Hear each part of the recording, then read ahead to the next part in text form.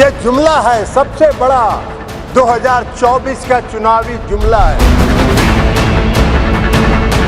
पिछड़ी महिलाओं का भी दर्द समझना होगा। OBC women's get their reservation. OBC की महिलाओं के आरक्षण की व्यवस्था की गई। देश की ओबीसी वर्गों की महिलाओं का भी आरक्षण का कोटा सुनिश्चित किया जाना चाहिए। जाति आधारित भी सबका है, जनगणना कर लीजिए।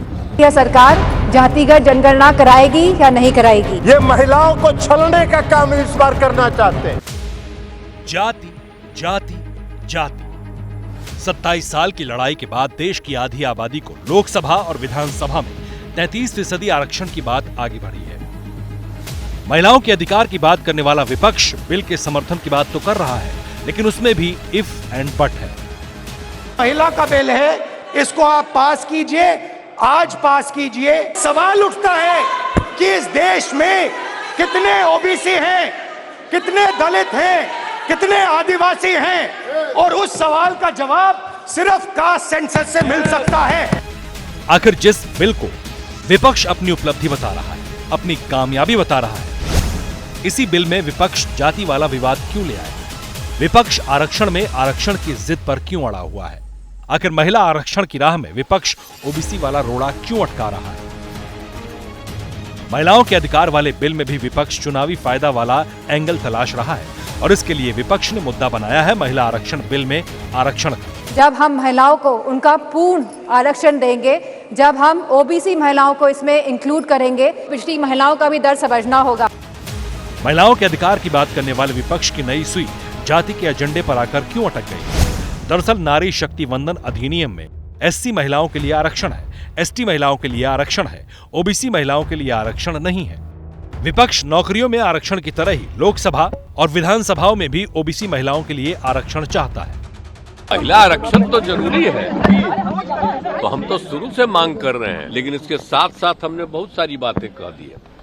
ये लागू तो करेंगे नहीं। हमने कहा है कि उसमें जाति आधारित भी सबका है, जनगणना कर लीजिए। ये हम लोगों का डिमांड है, वो तो भी हम ऐसे ही डिमांड किए। अब सवाल यह है कि आखिर विपक्ष ने महिलाओं के हित के लिए फैसले वाली ऐतिहासिक घड़ी में ओबीसी वाला नुक्ता क्यों अड़ा दिया? इसे समझने के लिए पहले ओबीसी वाली सियासत को समझना होगा। देश की आबादी में ओबीसी 52% है। देश में ओबीसी समाज की करीब 2000 से ज्यादा जातियां हैं। 50% से ज्यादा ओबीसी आबादी वाले राज्यों में लोकसभा की 250 से ज्यादा सीटें आती हैं।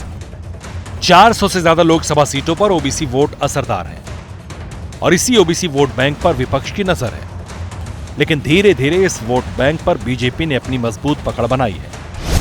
2009 के लोकसभा चुनाव में बीजेपी को 22% ओबीसी वोट मिला था, वहीं कांग्रेस को 24% ओबीसी वोट मिला।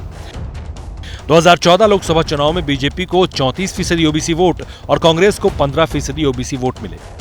2019 लोकसभा चुनाव में बीजेपी को 44% ओबीसी वोट मिले, वहीं कांग्रेस को महज 15% ओबीसी वोट से संतोष करना पड़ा।